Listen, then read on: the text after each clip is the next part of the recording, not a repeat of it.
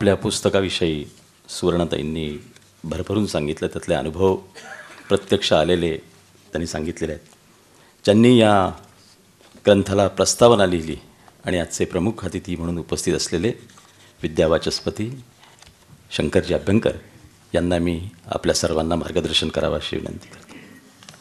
यं ब्रह्मा वरुणेन्द्र रुद्र मरुतस्तुन्वन्ति दिव्यैस्तवैः वेदैः साङ्गपदक्रमोपनिषदैर्गायन्ति यं सामगाः ध्यानावस्थिततद्गतेन मनसा पश्यन्ति यं योगिनो यस्यान्तन्न विदुःसुरासुरगणा देवाय तस्मै नमः.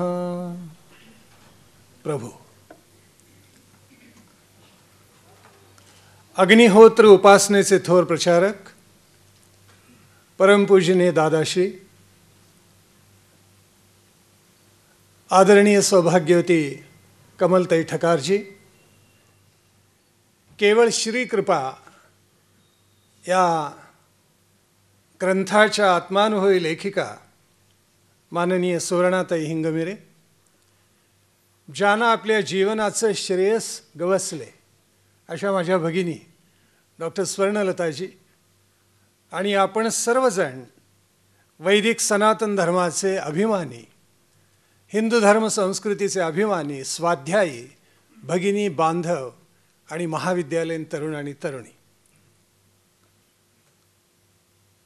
केवळ श्रीकृपा हा सुवर्णाताई हिंगमिरेंनी लिहिलेला ग्रंथ प्रकाशित झाला असं मी प्रारंभी सानंद घोषित करतो.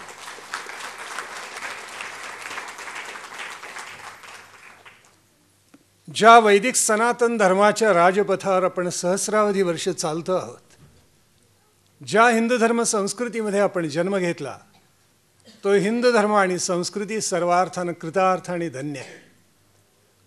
अयम निजः परो वेत्ती गणना लघुचेतसाम उदारचरितानाम तू वसुधैव कुटुंबकम.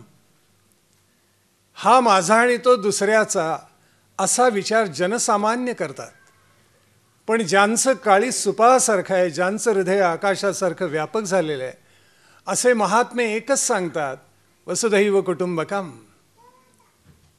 ही सगळी वसुंधरा म्हणजे एक कुटुंब आहे, एक घर आहे. मग हे सगळं विश्व, हे सगळं जगत एक घर असेल तर मला नेहमी वाटतं की या घराचा दिवाणखाना म्हणजे अमेरिका.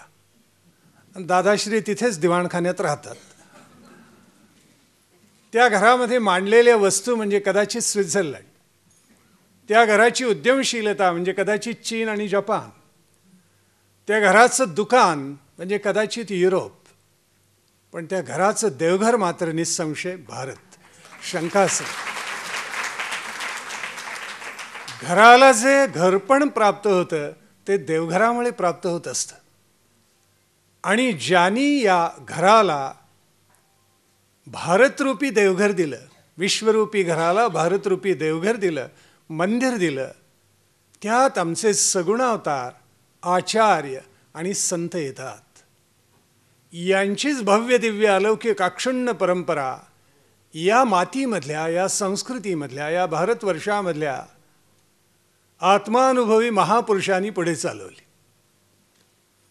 आजच्या कार्यक्रमाच्या प्रारंभी आपण ऐकलं की सद्गुरु स्तवन गायलं गेलं. ओंकार रूपा सद्गुरु समर्था नाथांनी लिहिलेला अभंग आहे, अप्रतिम आहे. आणि त्याची रचना ही बैरागी अशा एका रागामध्ये बांधलेली आहे. बैरागी म्हणजे वैरागी, अर्थात विरागी, संन्यस्त वृत्तीचा. तेव्हा विरागी झाल्याशिवाय सद्गुरू कृपा लाभतच नाही. म्हणूनच मला वाटते बैरागी रागामध्ये त्याची रचना मुद्दाम केली गेली. आणि एका आमच्या तरुणींनी तबला वाजवला, ते ऐकून मला आश्चर्य वाटलं. एक ताल इतका छान वाजवला. आणि एकच तालच असावा लागतो परमार्थ साधनेमध्ये, त्याच्याशिवाय परमार्थ साधनेमध्ये पुढचं पाऊल काही टाकता येत नाही. हिंदू धर्म संस्कृतीने तुम्हा आम्हाला चतुर्विध मार्ग दाखवले. प्रधान मार्ग, एक कर्म मार्ग, दुसरा भक्ती मार्ग, तिसरा ध्यान मार्ग आणि चौथा ज्ञान मार्ग. तुलनेनं यातले पहिले दोन मार्ग हे सोपे आहेत, पाऊल पुढे टाकायला तुलनेनं सुलभ आहेत. कर्म तर आपल्याला दैनंदिन आचरावंच लागतं आणि कर्माचे 5 प्रकार आहेत. नित्यकर्म, नैमित्तिक कर्म, आवश्यक कर्म, काम्य कर्म आणि निषिद्ध कर्म. धर्मशास्त्र सांगते की काम्य कर्म करू नको आणि निषिद्ध कर्म करू नको, पण चंगळवादात ही दोन्ही आग्रहाने आचरली जातात. असा कलियुगाचा अनुभव आहे, दुर्दैव आहे.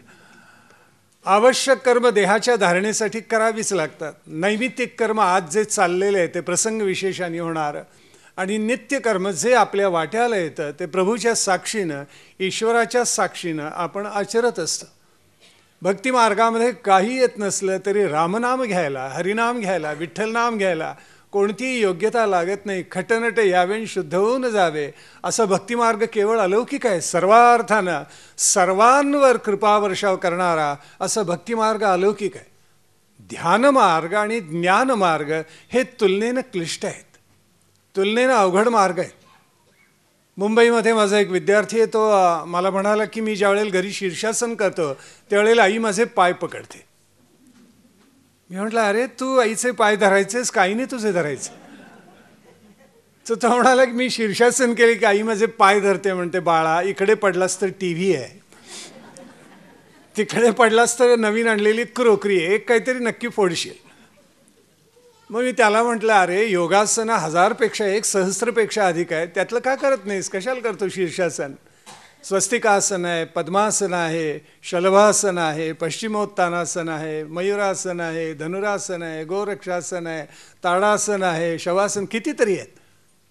तरी काय उत्तर द्यावं? तो म्हणाला की आमच्याकडे मुंबईमध्ये जेवढी जागा उपलब्ध आहे ना, त्यात करण्याजोगं एवढं एकच आसन आहे म्हणा. ध्यानमार्गाने पुढे जावं अशी अनेकांची इच्छा असते, पण आत्मसंयम योग जर आपण वाचलात, गीतेचा 6वा अध्याय ज्ञानेश्वर माऊलींनी त्याच्यावर केलेलं भाष्य, तर आपल्या असं लक्षात येईल की तो मार्ग किती क्लिष्ट आणि किती अवघड आहे. माऊलींनी सांगितले, एकांतात असलेली जागा असावी, मठ असावा, शिवालय असेल तर सर्वोत्तम, आजूबाजूला सुंदर निर्झर असावेत, नदीचं सानिध्य असावं, चक्रवाक पक्षी असावेत, राजहंसांचा रव आपल्या कानावर पडावा, सुंदरपैकी फुलझाडं असावी, एकांत असावा. मला सांगा, असं स्थळ आत्ता या शहरामध्ये कुठे सापडणार? इतक्या अवघड स्थळी जाऊन एकांतात राहून परमार्थ साधना ध्यानमार्गाने करावं असं स्वतः माऊली सांगते. ज्ञानमार्ग त्याहून अवघड कदाचित, कारण ज्ञानमार्गामध्ये मुळात ज्या आपण सृष्टीमध्ये राहतो ती सृष्टीच खोटी आहे, मिथ्या आहे, अंतिम सत्य नाही, हे गृहीत धरूनच पुढे चालावं लागतं. आजचं हे विवेचन ऐकून आपण घरी गेलात आणि पती पत्नीला म्हणायला लागला, तू खोटी, तू मिथ्या, आपलं घर मिथ्या, पुणे मिथ्या, मुंबई मिथ्या, तर ती म्हणेल उद्यापासून जाऊ नका बरं प्रवचनाला. हे बरं, ज्ञानमार्गामध्ये सगळं मिथ्या धरूनच पुढे चालावं लागतं. अर्थ आपल्या लक्षात आला असेल की तुलनेनं ध्यानमार्ग आणि ज्ञानमार्ग क्लिष्ट आहेत, अवघड आहे.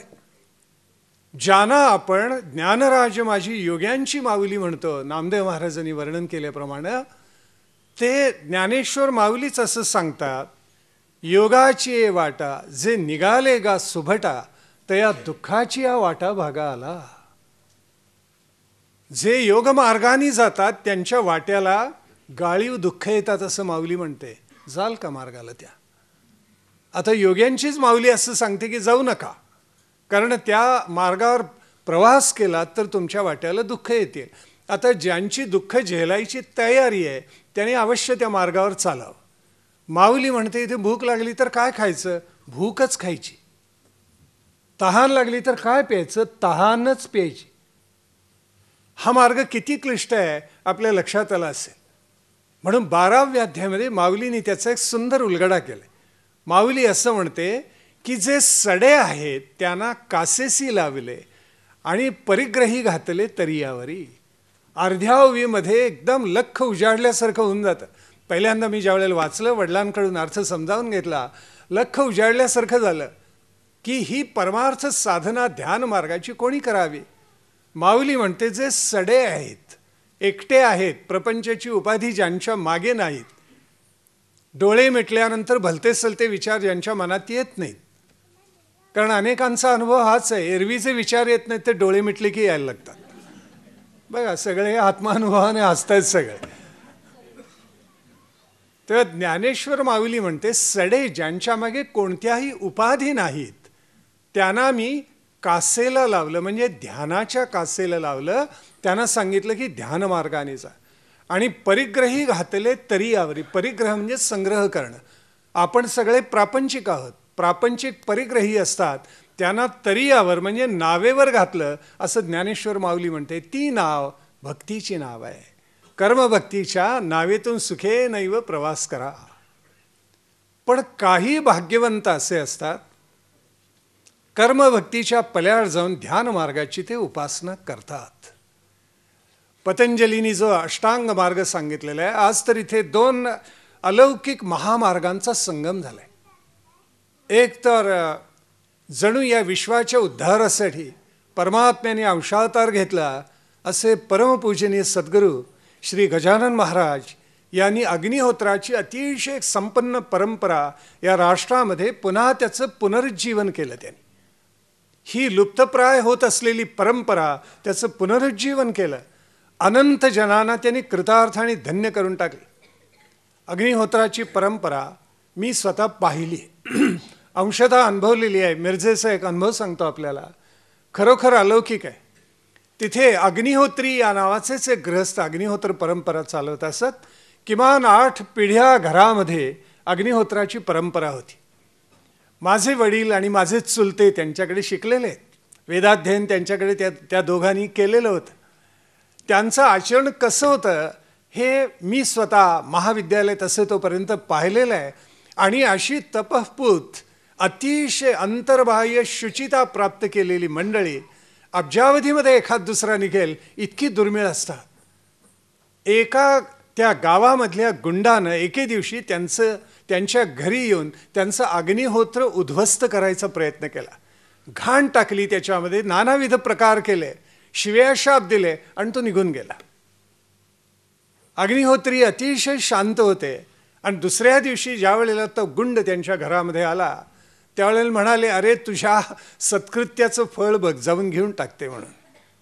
माझे वडील आणि चुलतेही आठवण सांगत असत. तो गुंड ज्या वेळेला अग्निहोत्राच्या स्थळी गेला त्यावेळेला एवढा सोन्याचा गोळा तिथे होता. एखाद्याची तपस्साधना पूर्तीला जर गेली तर तो काय करू शकतो, त्याला कोणत्या सिद्धी प्राप्त होऊ शकतात, त्याचं ते अलौकिक दर्शन आहे. उदान आणि समान वायूंवर ज्यांचं प्रभुत्व प्रस्थापित होतं त्यांना आपला देह पिसासारखा हलका करता येतो. अक्कलकोट स्वामी महाराज हे निवडुंगांवर झोपत असत, काट्यांवर झोपत असत, कारण पंचप्राणावर 100% प्रभुत्व त्यांनी प्राप्त केलेलं होतं. त्यांचा देह इतका हलका होत असे की ते काटे त्यांना कधी बोचलेच नाहीत. अशी अपूर्व साधना आणि सिद्धी त्यांनी प्राप्त केलेली होती. अग्निहोत्राची जशी परंपरा आहे तशी ध्यानमार्गाची परंपरा आहे. आणि ध्यानमार्ग हा 2 भागामध्ये विभागावा लागतो आपल्याला. एक तर यम, नियम, आसन, प्राणायाम, प्रत्याहार ही बहिरंग साधन आहे. आणि धारणा, ध्यान आणि समाधी ही अंतरंग साधन आहे. यातली बहिरंग साधनाच इतकी अवघड आहे की ते वाचताना सुद्धा पतंजलींची सूत्र वाचताना पाय लटपटतात. यमनियम आत्मसात करायला तुम्हा आम्हाला कित्येक जन्म गेले पाहिजेत, इतकी ती साधना अवघड आहे. सत्य, अहिंसा, ब्रह्मचर्य, अस्ते आणि अपरिग्रह हे 5 यम आहेत. या प्रत्येकाचं नातं आपल्या सामाजिक नीतिमत्तेशी आहे. आपल्या लक्षात येते का पहा. सत्य, अहिंसा, ब्रह्मचर्य, अस्ते, अपरिग्रह यांचं नातं सामाजिक नीतिमत्तेशी आहे, समाज आणि राष्ट्राच्या नीतिमत्तेशी आहे. आणि पुढे जे नियम सांगितलेले आहेत की ज्याच्यामध्ये स्वाध्याय आहे, संतोष आहे, शौच आहे, तप आहे आणि ईश्वर प्रणिधान आहे, ती व्यक्तिगत नीतिमत्ता आहे. तुकोबांनी छान सांगितले, सत्य असत्यासी मन केले ग्वाही, ऐकिले नाही जनमता. मी शुद्ध झालो किंवा नाही हे मी शेजाऱ्याला विचारायचं नाही, कारण शेजारी सांगणार नाही, माझं मनच मला सांगेल. काही माणसं समाजामध्ये वावरताना असं दाखवतात की मी किती चांगला आहे, मी किती शुद्ध झालो आहे. मी किती तपस्पूत आहे असं दाखवायचाही प्रयत्न करतात. पण त्या व्यक्तीचं मन बरोबर सांगतं, चोरा तू कोण आहेस मला बरोबर माहिती आहे. तुझा अंतरंग अजून किती कसं कलंक आहे त्याला लागलेला मला पूर्ण माहिती आहे. त्याच्यामुळं मनाची शुद्धी करणं यमनियमांच्या माध्यमातून हीच इतकी क्लिष्ट आहे. ती सहस्रावधी जन्मांची खरं तर तपश्चर्या आहे. माऊलींनी एके ठिकाणी म्हटलेलं आहे, बहुकल्प आम्ही तप केलं आणि मग आम्हाला निवृत्तीनाथांसारखा सद्गुरू प्राप्त झाला. एक कल्प म्हणजे आपल्याला कल्पना आहे का, 8,64 वर्ष. आणि ज्ञानेश्वर माऊली म्हणते, अशी बहुकल्प आम्ही तपश्चर्या केली.